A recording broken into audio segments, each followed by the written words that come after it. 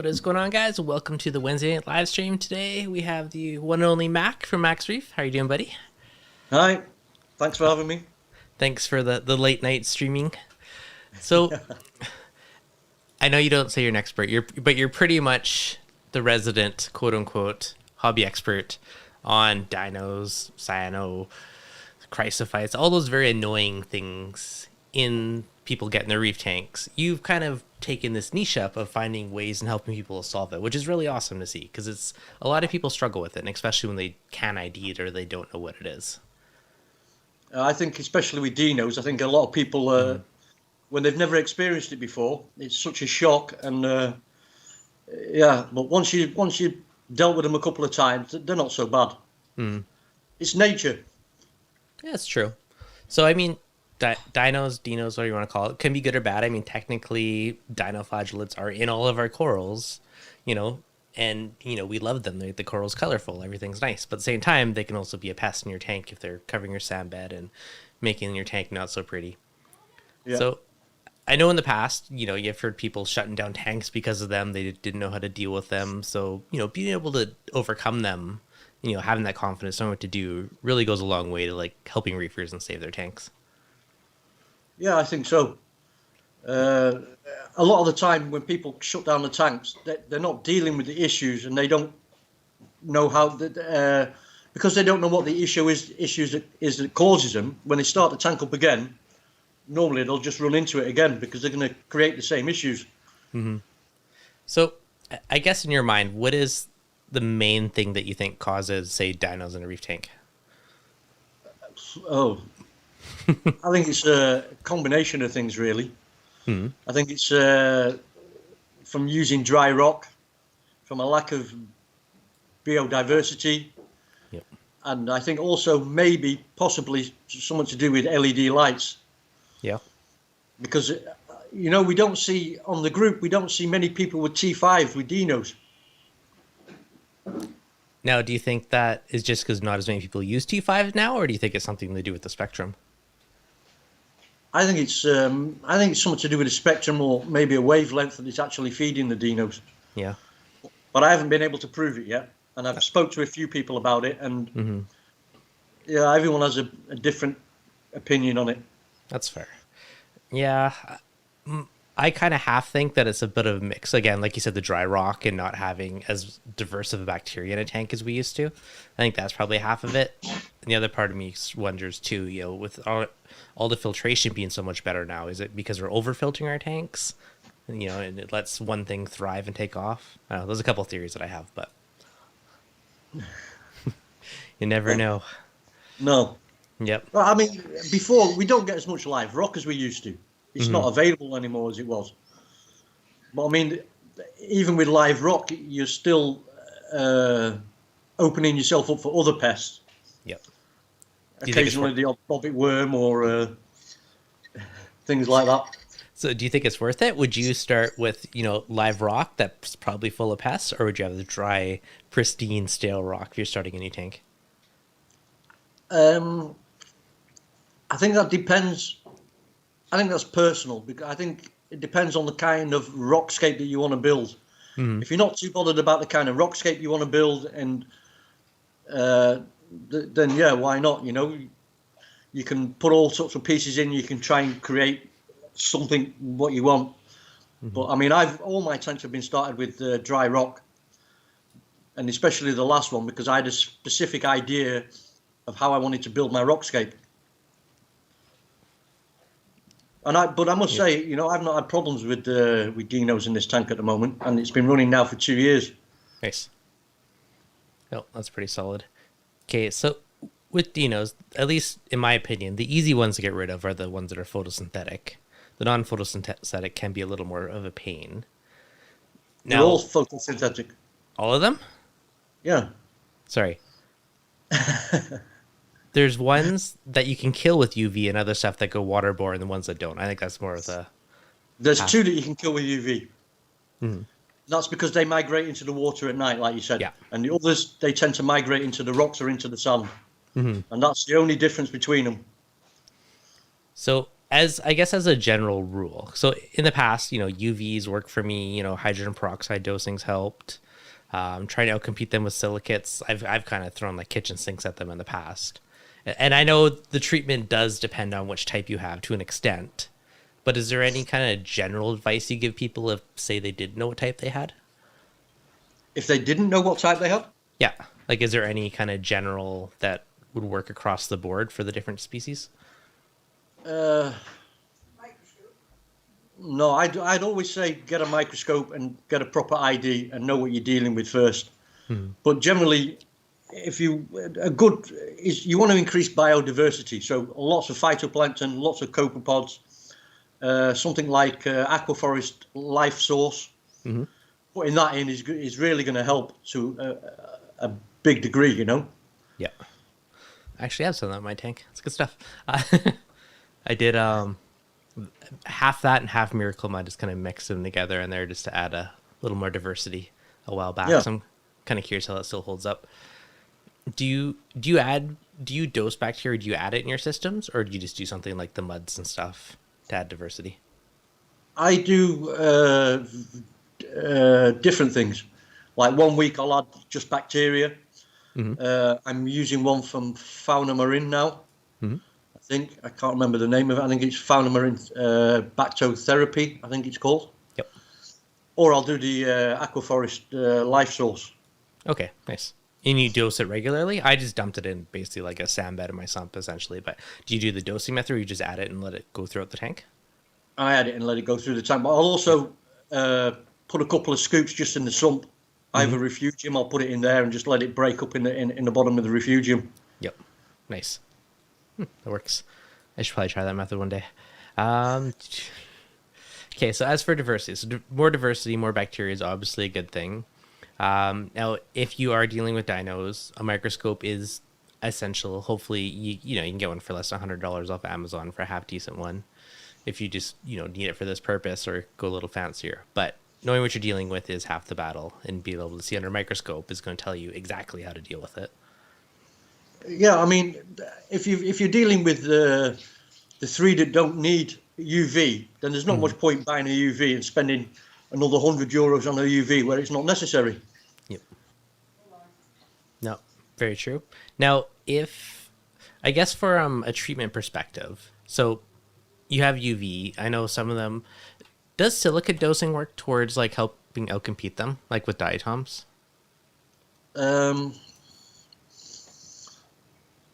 That's hard to say, I think, because most of the time the diatoms tend to grow on your glass, on your sandbed. Actually, we've never actually looked into it that way for them types. Okay. But we don't recommend, because if you're going to run a UV, the diatoms will go into the water column at night as well. So you're gonna zap them with the UV. So it's counterproductive, really. Yeah, fair. Do you run? But it's always a good idea to start adding silicates after they've gone, because silicates is still beneficial for your tank, especially in small doses. You've got to try and keep some diatoms, and even if they're not there where you can see it with the eye, they're still going to be there, and it's still more biodiversity in your tank. No, that's very true. And your corals will also benefit from it. Yep, well, that's true. I know back in the day when I had Chrysophytes, I literally just threw the kitchen sink at that to finally beat them, because it was so persistent to just finally get them to go away. And I think that's when I was... Yeah, Chrysophytes? How do you say it? Yeah, Chrysophytes. Well, I say Chrysophytes. Okay, you're probably saying it right. I call it Chrysophytes. I'm probably wrong. Now, that's like Canadian. Probably. Now, for me, that was more of a pain to get rid of than dinos. Like, that's like the biggest pain that I've had, because it just kept coming back no matter what I did. And I don't even know what I did to eventually beat it, because I threw like literally the kitchen sink of methods at it, and I was like, here's the sledgehammer of everything I can think of. And they eventually went away, but they were definitely a bugger.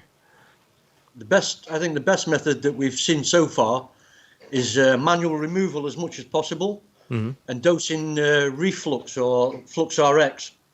Oh, that works on them. Works as well. Huh. Good to know. Or at least a lot of people have had success with that. But you probably have to do a couple of cures, and you still have to manually remove as much as possible all the time. Yep. Yeah, for me, I could suck it all. It came out easy, the water change, but it'd be back in a couple of days. So it was very persistent how it grew. So reflux. So fluconazole. Good to know. Like a regular dose or a double dose, or? Yeah, well, a regular dose, and then probably 2 or 3 cures of it. Mm-hmm. Nice. Oh, that's a good one. Okay, so that one was definitely a pain for me. So that's good to know for future if I ever get it back again.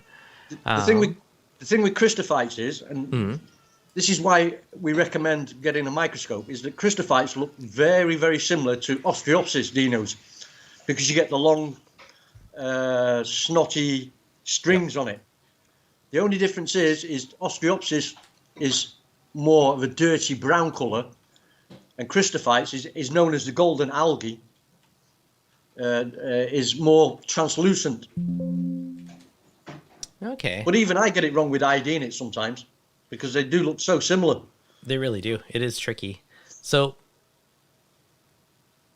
I probably had both of them, to be honest. Now I'm trying to think. There was some lighter, there was some dark. Special blend of everything. So if someone does have a microscope, I know your group is very, very helpful, which is linked in the description if anyone wants to check it out for IDing stuff. If you can get a microscope and get a photo of it. It's easy enough to hold your cell phone up and take a picture through a microscope. I know you don't recommend the digital kind. You want the optical kind because they tend to work a bit better. Yeah. With the digital, when you zoom in, you lose, what do you call it? You lose it becomes more pixelated. Mm-hmm. It's not very clear, you know? Yeah. So for IDing any of these things on a microscope, 400 times, I think that's the general recommendation, or better? 400 times is enough, normally. But then also, if you get a phone holder that you can buy, you can get universal ones, or you can buy the microscopes that come with them, and the phone holder that sits on top of the eyepiece, you can actually put your phone on it, and you can also use the zoom on your phone to zoom in, and that'll increase it as well, you know? Yep. No, that's a good way to do it. They, so 400 times magnification is just a good all-arounder, Brandon, in the chat. Yep.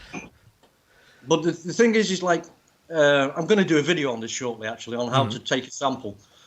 But when you take a sample, the best way to take a sample, depending on where the algae is and what algae is, if it's snotty and stringy, then you can just suck it up with a turkey baster or something like that. You put it in a small vial, a little bit of tank water with it, so maybe a centimetre above the algae, and then you mix it all up till it all breaks apart.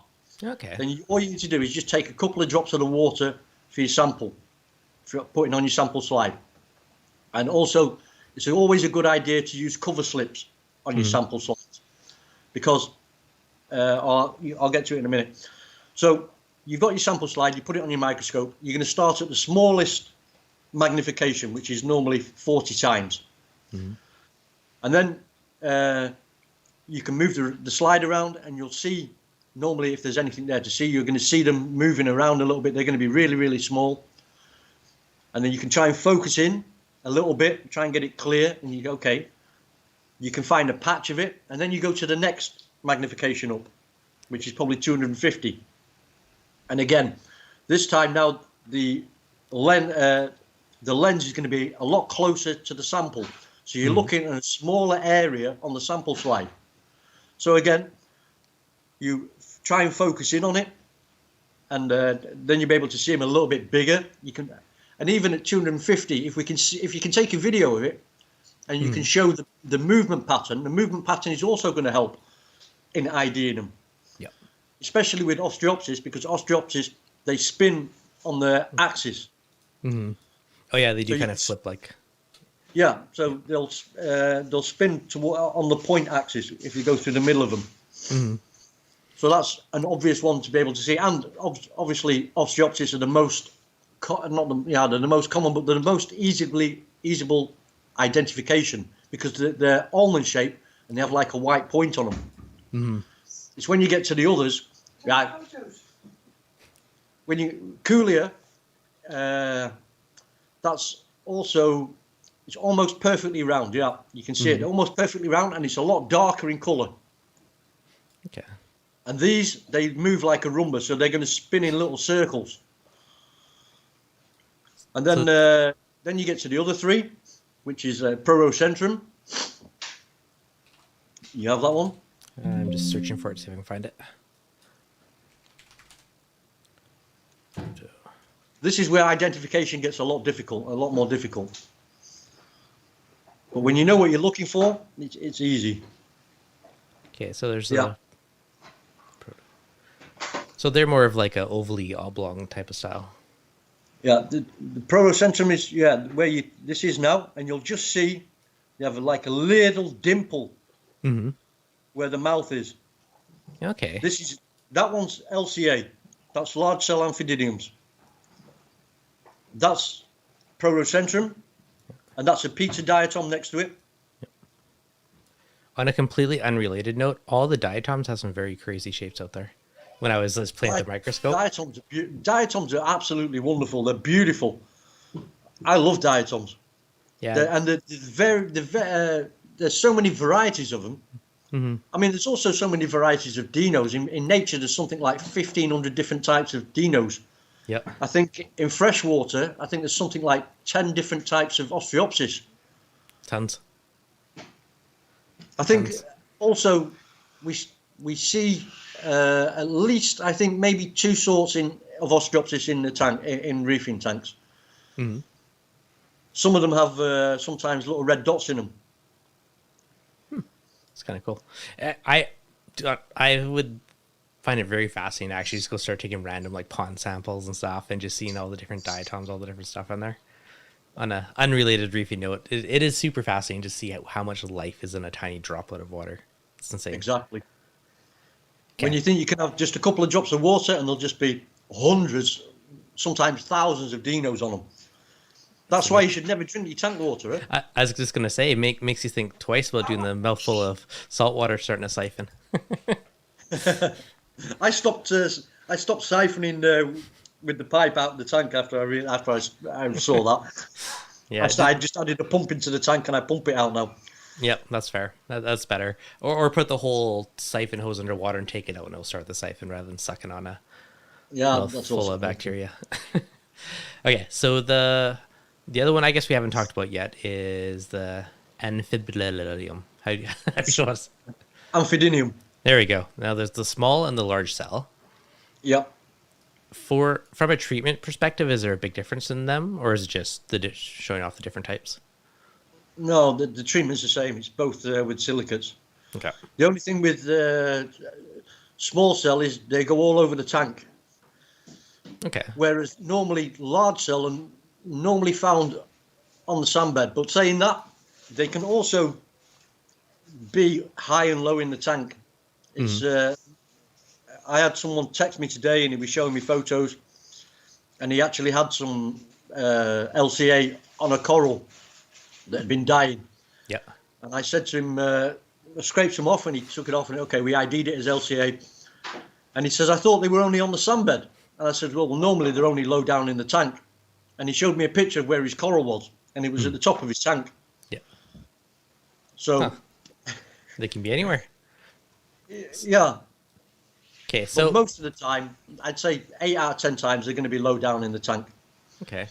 I mean, that's it's a good consideration, right? Because there's stuff that help you figure out which it is just based on where it is in the tank, you know? Is it up high on the sandbed? You know, does it... I guess most are photosynthetic, so usually a lot of them will dial down at nighttime, and you'll see them come back again when the lights are on.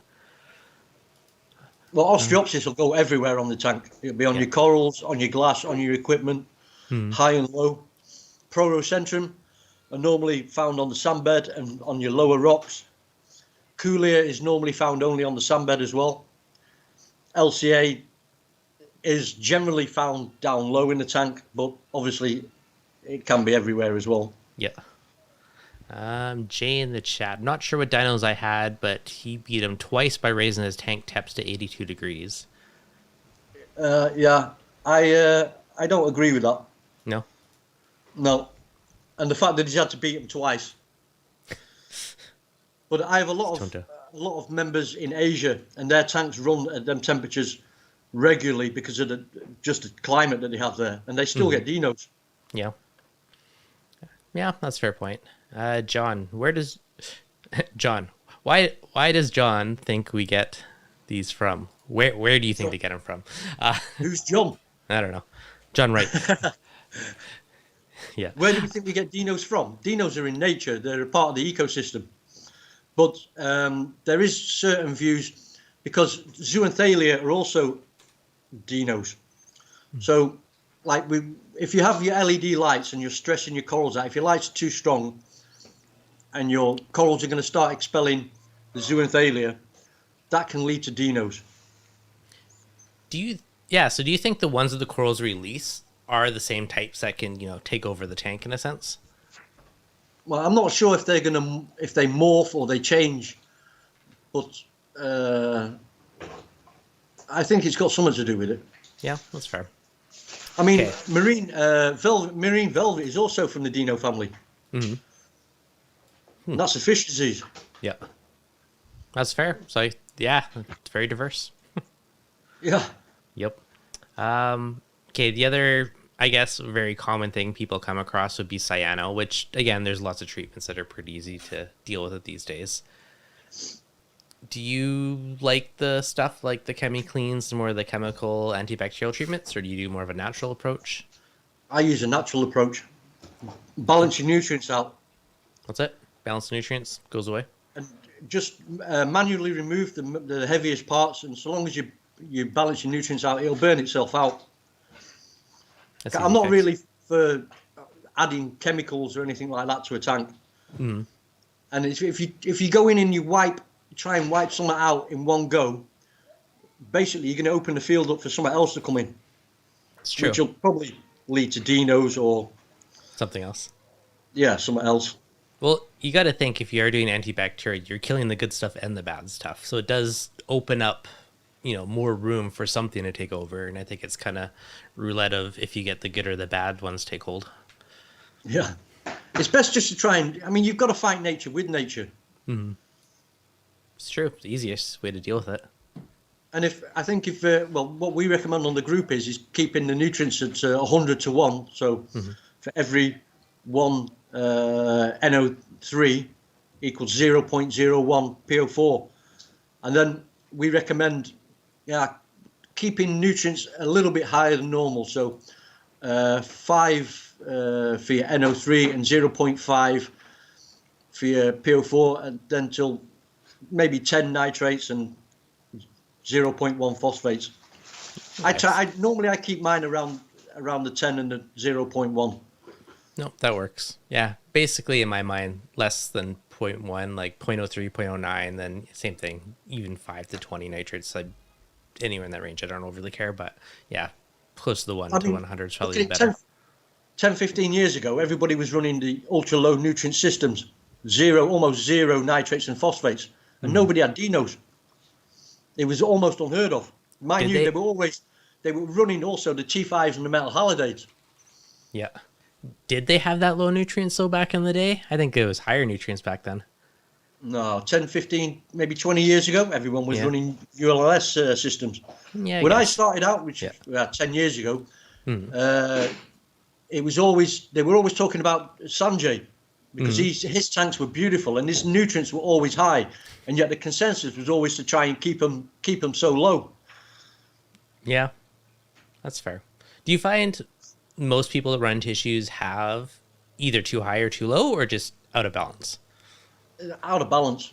Yeah. We see dinos with high nutrients and in low nutrients. Mm-hmm.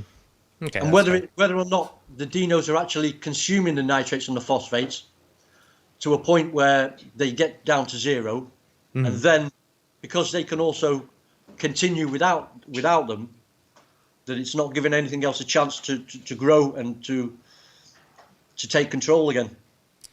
Yeah, that's actually an interesting one. If they are consuming one, then they're basically just, exasperating the situation for them to thrive in a sense. Yeah, exactly. Sneaky. But everything uses nitrates and phosphates. Yep. So why shouldn't dinos? It's true. I'm sure they do. Yeah, it makes sense. I wish I was a scientist so I could prove all this, but I'm just a hobbyist. Some hardcore anecdotal. I like it. John, do all diatoms disappear at night? And if so, is it dinos? Yeah, both dinos and diatoms are both photosynthetic. So Yeah. they do tone much, much down at night. For the most part, you think you're good, and then the next day the lights are on, it's all back again. Yeah. So, I mean, for some of them, with diatoms, for instance, they tend to go away on their own. But I've seen some people, do a blackout for a couple of days. But personally, in my experience, it's usually something with like either the tail end of a cycle in a new tank, or you've done something to mess with the cycle, and they'll come and they kind of go away after a week or two. So Well, once the silicates are used up, then they'll disappear. yeah. So Especially if you've got new rock and sand that's got silicates in it. That's why, I mean, when you cycle in the tank, the first sign of life that you will ever see in a tank is the diatoms. Mm-hmm. Them little brown spots start appearing on your white stain, on your stones. So, yeah, it's true. It's funny when I this is my little nano. Even when I cycled it, I didn't bother putting a light on it for the first month and just let it do its thing. Then right when I turned the lights on, days later, there come all the diatoms. They're like they got their extra energy now, full swing, and now they're gone again. So, easy come. I would like to say something. I mean, you mentioned doing blackouts. Mm-hmm. In my opinion and in my experience, doing blackouts on tanks isn't good, and there's a reason for that. Is especially when you're dealing with dinos, if your trace elements are off, then you shut your lights off, then your corals, they can't process the toxins that will build up inside them, and when your lights come back on again, then they get problems, and that's why a lot of people will end up losing, especially with SPS. Huh, interesting. Losing corals, STN, RTM. Yep. I've never considered that aspect. I know in my past I've done it where I did the 2 or 3 day blackout and just let UV run on the tank just to kind of kill them off and stop them from reproducing instead of killing them off. But that's a very good point. I never did consider that with the blackouts. Well, when I first got dinos as well, when I knew absolutely nothing, and I was like you're saying, you throw everything at it, and I went through the whole process. First doing a blackout on the tank for 3 days, and then I think about a week later they came back again. Then I started finding out. Ended up getting a microscope, found out which type I had, which was Ostreopsis, and then I went through a process of going through different size UVs, because I just went out. Someone said, "Oh, you have to put a UV on it," so I got a UV that was, I think it was like. What was it? I think I started off with a 9-watt UV, and it did absolutely nothing.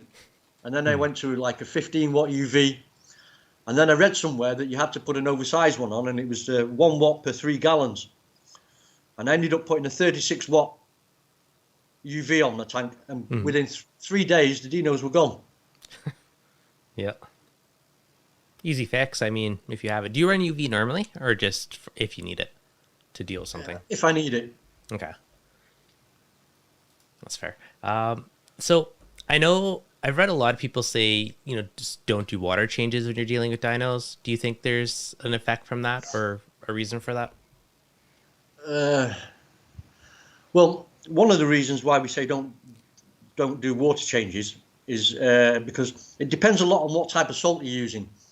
And what you find in most cases that when we talk to people and we ask them what salt they're using, even on new tanks, they'll be using something like a pro salt.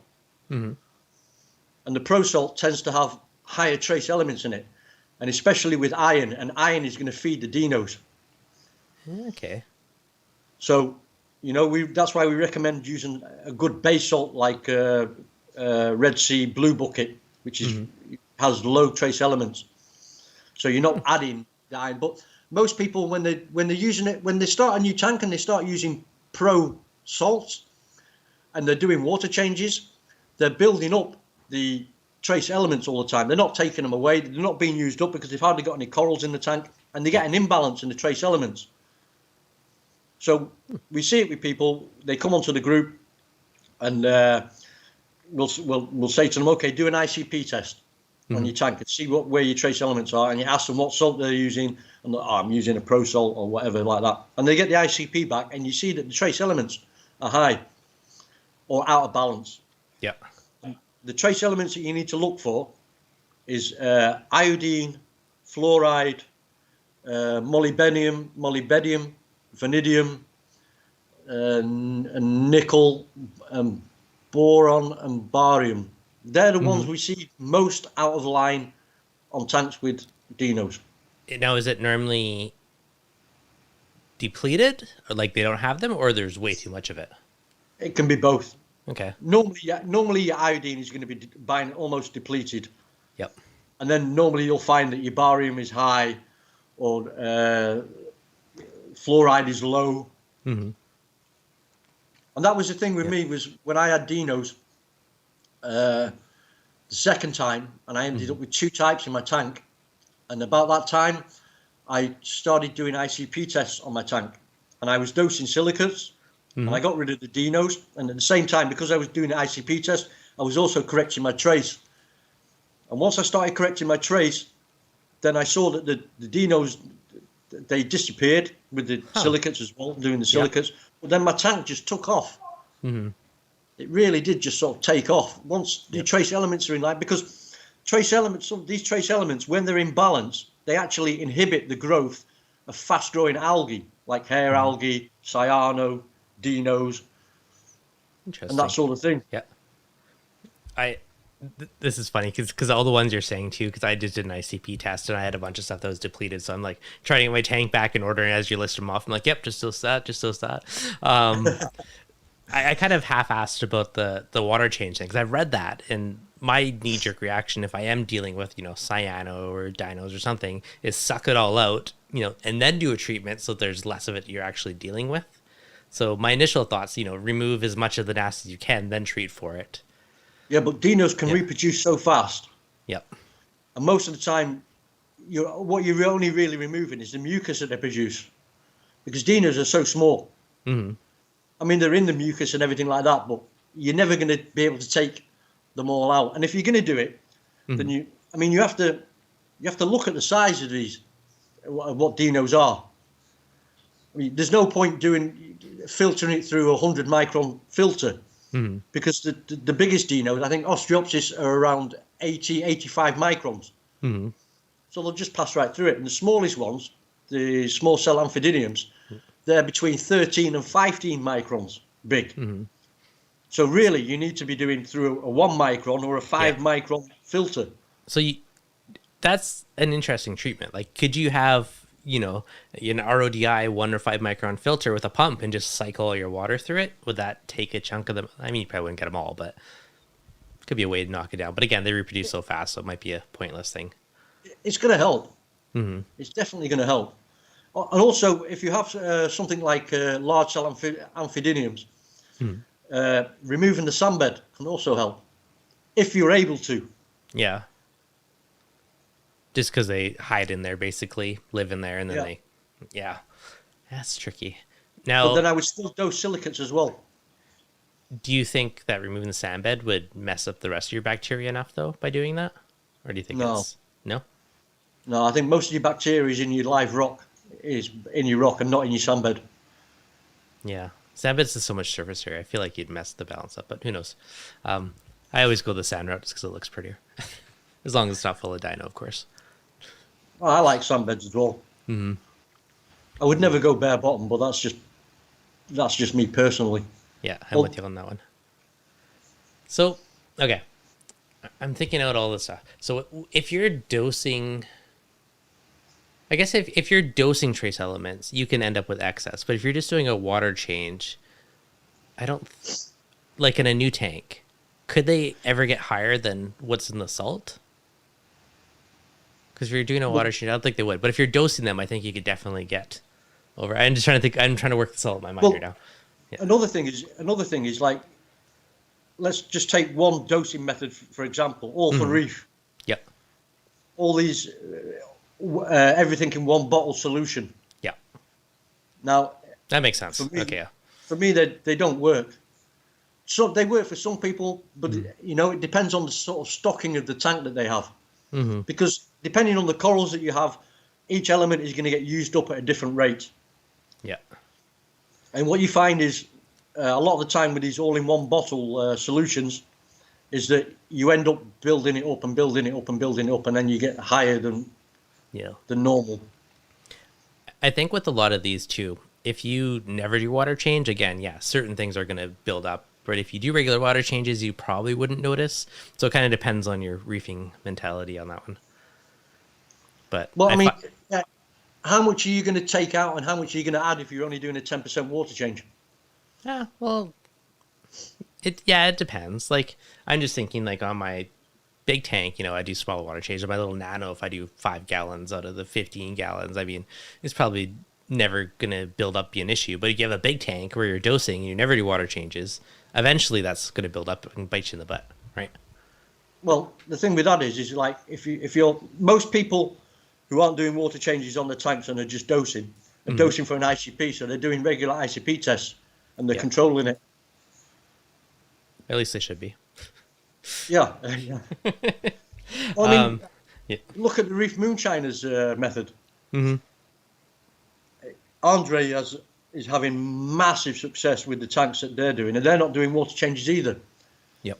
And in fact, they're actually, some of the trace elements they're actually raising some higher than what's normally recommended. Yep. Sabella, thank you for the happy holiday super chat. Appreciate it. I do agree. When I actually have a bunch on my desk right now, ironically, because I was using it to correct my tank. But when I was actually doing it daily, as I was supposed to be doing it, everything was looking good and like everything looked awesome. And I've been slacking off for ages, so I'm trying to get back on track with trace and ICPing and all that fun stuff. But it definitely does make a difference, especially if you don't do water changes. Yeah. Well, if you're not doing water changes, you definitely need to be doing an ICP test. Yep. So what do you do on your tank? Do you do more water changes or do you don't do water changes and do more ICPs? I'm running Trite and other methods on my tank. So I don't normally do water changes. Yes. But if you know, again, it goes from the ICP test. So if I notice that for one reason my barium is too high or one thing is too high, then I will do a water change if it's recommended in the ICP test. Nope, to try and bring the levels down. Yep. So basically follow the recommendations and you'll be safe. Yeah. More or less. Yeah. Yeah. No, that's fair. Is there any other common things that you found that trigger some of these things, or if you see people that have issues in their tank? Like, is there any other trends? Like nutrient cell imbalance is obviously the big one, but is there any other weird trends that you've seen that's led to issues? Just because I know you see a bazillion of them. I'd say most of the time it's going to be because trace elements are off. Trace elements. Yeah. Huh. That's going to be the biggest issue. Yeah. That's a good one, actually. I never considered that leading to dinos or cyano and stuff, but it kind of makes sense. But that was a big surprise for me, really, as well. And what got me onto it was a friend of mine, Claude Schumacher, is the owner of Fauna Marin. And I was talking to him one night, and it was actually, I learned it, well, we were talking, and he was the one who was explaining that certain trace elements are going to inhabit the growth of certain algae and everything like that. And I went, hey. And then I started thinking back to when I first had the Dinos in my tank, or the second time I had the Dinos in my tank, and I was doing the ICP and correcting everything. And I thought, hey, at that point, that's when my things got better in my tank. Huh, interesting. They actually have like a forecast for like cyano and certain stuff, so that kind of makes sense if it is trace element related. Yeah. Huh. But it's amazing. It's amazing how far we've come in the reefing hobby now with this, and especially when you're looking at like the new one now is Oshimo and the MS testing. Because with the normal ICP OES test, there's certain trace elements that are so minuscule, so minute in the water that a normal ICP test isn't going to read it. Yeah, no, fair point. Do so okay, it's one of the questions in the chat. If you don't do water changes, how often do you ICP? Like, how often do you send yours off, or would you recommend just for the average? I try and do one once a month. Oh, that's quite a bit, actually. I'm a slacker. I do mine every like 4 months, 5 months. Should do it more frequently. I would know. Well, no, I mean, it's personal. I mean, like I say, like we were talking before, and I said with my tank that I'd had a lot of problems on my tank with my trace elements. and I'd been trying to get them back in line, and so I started doing them more regularly. I was doing them once a month, and I kind of got to like it because it gives me more control over the tank. Yep. But normally I would say do at least once every 3 months. Yeah, that's a good thing too. And I think too, if you're fixing and correcting and dialing in your doses more frequently is important. And then once things are fairly consistent, you could probably ease up a little bit. Yeah, once you start getting that stability in and you start understanding the chemistry of your tank a little bit more, then you can ease off. Yeah. Yeah. Well, that's my biggest takeaway tonight. Trace elements are a big cause of some of these pests being out of whack. I never considered it. My biggest thing was always like, hey, your nutrients are completely out of balance, or something's depleted, or excessively high is triggering it. Well, it is. Yeah, but it is. It's your trace elements. It's either depleted or it's too high. Fair point. Not nutrients, but trace. But yes. So I don't know. Something's out of whack. At the end of the day, we always say we're keeping water more than corals or anything else, and it's true. Exactly. Yep. But again, a lot of it depends on the stocking of your tank and the corals in your tank. Like, if you're just starting a new tank, then normally you don't need to start dosing, start a dosing regime like Red Sea, or because you don't have enough corals. So normally a water change will take care of that. Yep. And it's when you start getting up and you start realizing that the water change isn't replenishing enough, and it's not keeping your tank in line as much, then you start thinking about, okay, I have enough corals in now. The elements are being used a lot quicker, a lot more. So then you start thinking about dosing. Yep, that's true. And I think that's a big mistake with a lot of new tanks nowadays. Is like everybody just wants to jump on and I want to do this method, I want to do that method, and they start off too soon with it. No, that's true. Now, the bigger the tank too, I find the more valuable to an extent. Like a nano tank or something, it's pretty easy to just do a massive water change and reset things. Or a big tank, a bucket of salt, gets more and more expensive the larger your tank is. I always have that debate too. Like, on a small system, is it worth spending $50 on an ICP, or just do a couple massive water changes and it's all reset to an extent? Well, I was reading somewhere. I mean, water changes can also shock your tanker especially if you're doing big ones. The other big thing for me too is if you are doing that method, ideally you want salt that is similar levels to where you keep your elk and the rest of your parameters, so you don't shock it. Yeah. Where if you keep it vastly different and you're using a salt that's vastly different, you're definitely going to shock your tank. So keeping it as close to whatever preferred salt is, I think, a wise move. If you have a stock tank, then I think it's nice to have your alk a little bit higher. But on a new tank and on a tank that is relatively low stocked, then keeping your alk around 8 is enough. Yeah. Okay. Interesting point, Phil. He goes, earlier you mentioned that back in the day we didn't get dinos very much, but back in the day we didn't have ICP or consider minor trace elements. Thoughts? I think we overfilter stuff a lot more. That's personal, but I don't know. What do you think? Yeah, but I mean, back in the day they weren't keeping the sort of corals that they were keeping now. The Also advancement in the hobby has come so far now that, like, corals that, some of the most difficult corals that we can now grow in the tanks, they couldn't grow 10, 15 years ago. It's true. For whatever reason, like even like Gonioporas, used to be like impossible to keep, and I have 5 of them in the nano beside me, and they're all happy, thriving. So yeah, you look at some of these SPS systems. I mean, in any tank, stability is always going to be the key to success. Stability is number one, And the only way you're really going to keep stability in a tank is we're doing ICP tests. I mean, you also now you have all these, you have the Altronic and the Dostronic and everything like that, where people can monitor the alk a lot more, and that's also helped in the hobby to be able to keep these SPS corals a lot better. So it's the advancement in the hobby, in the equipment that we have in the hobby, is also a big part of where we are today. Yeah. No, I agree on that one for sure. Another question about trace elements. Have you compared different ICP tests, or which ICP test do you find to be the best, or what do you prefer? I think a lot of that is going to depend on where you live. Yeah. I live in Holland, Mm-hmm. so I use Fauna Marin because I send my water to Germany. If you're in America, they do have. I mean, then you have Triton, ATI, Andre from the Reef Moonshiners method. Andre actually, he's near an airport, so they send them to him, and he sends them to the airport, and they get overnight to Austria. Nice. But I think at the moment, one of the best ones you can do is Oshimo. I haven't even heard of that one, to be honest, until today. Are they new, or they've been around for a while?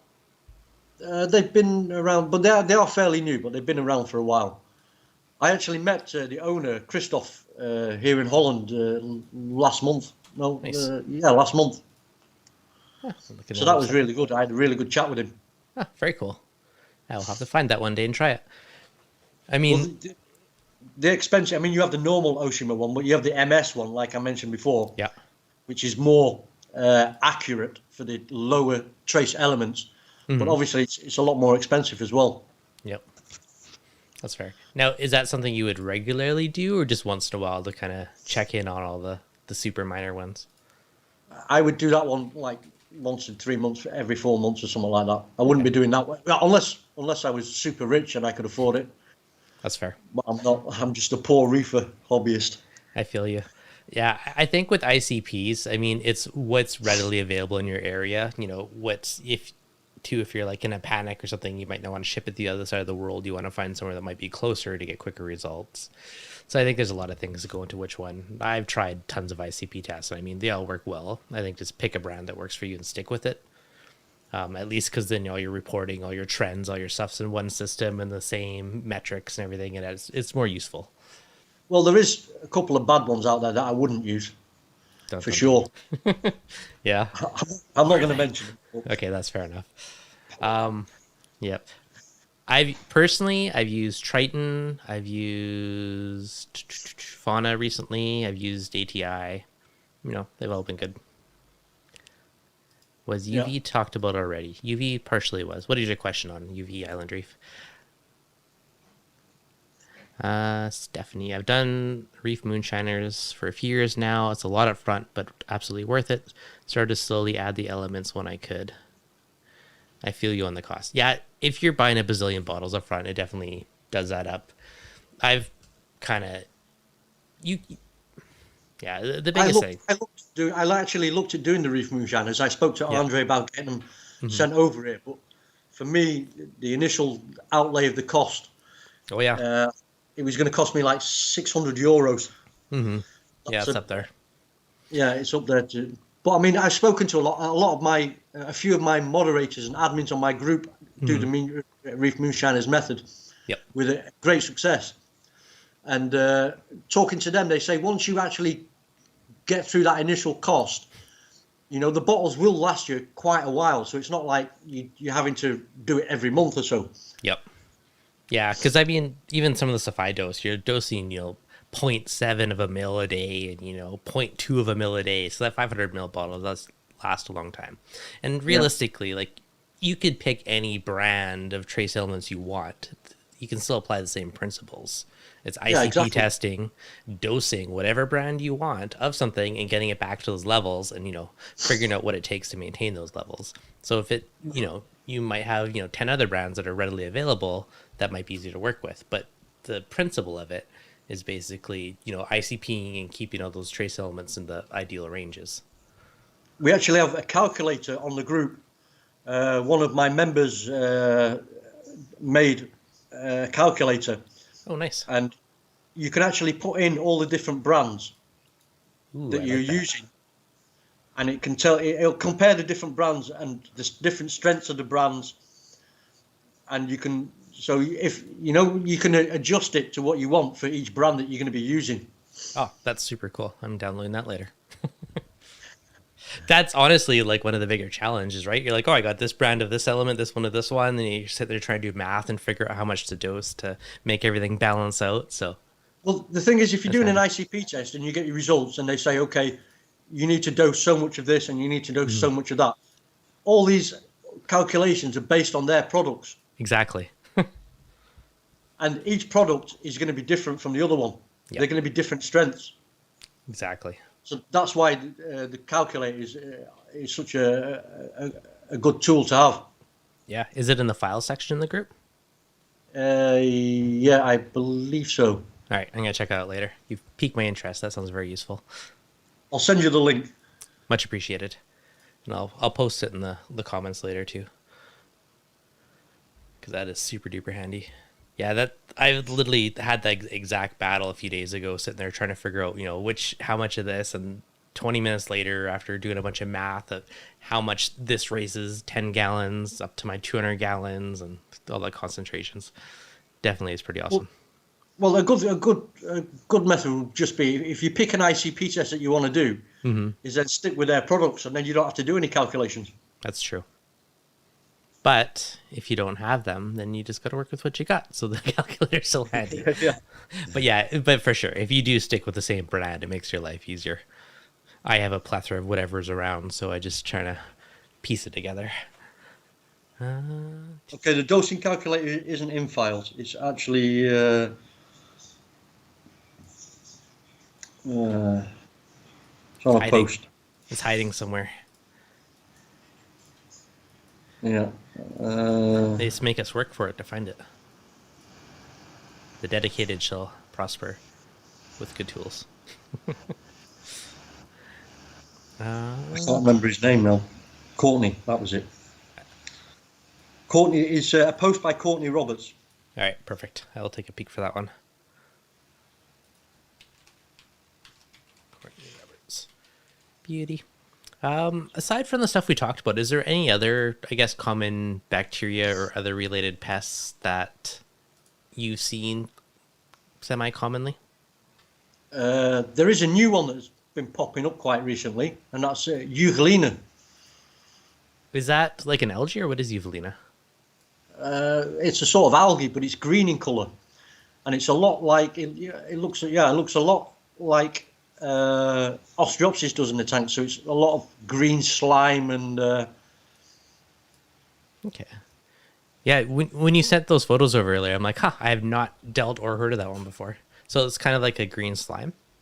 Yeah, it was actually a new one for us as well, and there's not a lot of information known about it at the moment. Does it look like green cyano? Yeah. So I have had that, because I always assumed it was like green cyano, but maybe that's what it actually was back in the day when I've had it. Because in my earlier days of reefing, I had basically cyano but green a number of times, and I was wondering if it was that. Actually, for Galina, it's also dosing silicates is also going to help. Huh. And then I'm going to say this now, and I don't really say this, but blackout for 2 days. The thing that we shouldn't do to stress our corals. Yeah, exactly. Yeah. But it does help. Okay, that's good to know. Huh. I always thought it was green cyano. I actually think it might. I've had that many times in my early days of reefing. Looking at the photos. This is why a microscope is so important. You need to know what you're dealing with. Yep. Before you can treat it. Yep. So to me, that very looks like what I used to just consider green cyano. What do you know? Crazy. I didn't have a microscope then. This is my early days of reefing. If it ever comes back, I'm microscoping it. Look at you some good photos. But yeah, that was like one of the weirdest things. It would just randomly come back and then go away and then come back and go away. So for that one, blackout and silicates is kind of the main method you'd go to fight it. Sorry? Was it so blackouts and a short silicates? Blackout for 1 or 2 days? Yep. And then dosing silicates. I'm pretty sure I use ChemiClean to kill it, but again, that's not the best method in the world. It's the sledgehammer approach. Yeah, but you've not ID'd it, so it could have been cyano. It could have been. Do you see green cyano very often? Yeah. Okay, it could have been, but yeah, it looks very similar. We've seen black cyano. We've seen purple cyano. Yeah. Well, dark black purple. Dark. That's fair. And then from a treatment perspective, all the Cyanos, are they pretty similar? Regardless of the color? Yes. No, large cell Amphidiniums is more like a dusting on the sandbed and on the rocks, lower rocks or wherever. And Ostreopsis, that is like a really dirty brown colour. Then I would say Coolia is more of a reddish colour. And Procentrum is like a really dark reddish colour, dark brownish colour. So just as to make whoever's watching this life useful in the future, you have a really good guide in your Facebook group, which I've linked to in the description, that goes through a lot of the common stuff and how to ID it, how to fight it, which is probably going to help a lot of people. So and it's 15,000 words long. Yeah, there's a lot of effort went to this. So it's pretty awesome. It's just like a really good general guide. So if you guys haven't checked that out yet, definitely will want to check that out later, because it will probably help you at some point in your life, your reefing career. All right, it's almost 1 a.m, so I don't want to keep you too late, because I appreciate it's almost 2 o'clock in the morning. Oh, 2 a.m. Yeah, okay. So it's actually late. So I think we'll wrap it up pretty quick, just because I feel bad it's so late for you. But I definitely do appreciate you staying up late to join us and go through this tonight. No problem. It was my pleasure. Awesome. All right, guys. Hopefully you enjoyed it. If you did, hit that like button. If you have not checked it out, Mac's Dinoflagellate support group on Facebook has tons of useful information, including that guide in the comments. You are a wonderful person for the reefing hobby, and you've helped a lot of people, and I definitely appreciate it. Thank you. And I'd just like to wish everybody a Merry Christmas and a Happy New Year, and happy reefing in 2024. Yep. Happy Reefmas. Awesome. Okay. Thanks again for joining me. Thanks everyone hanging out tonight, and we'll catch you guys next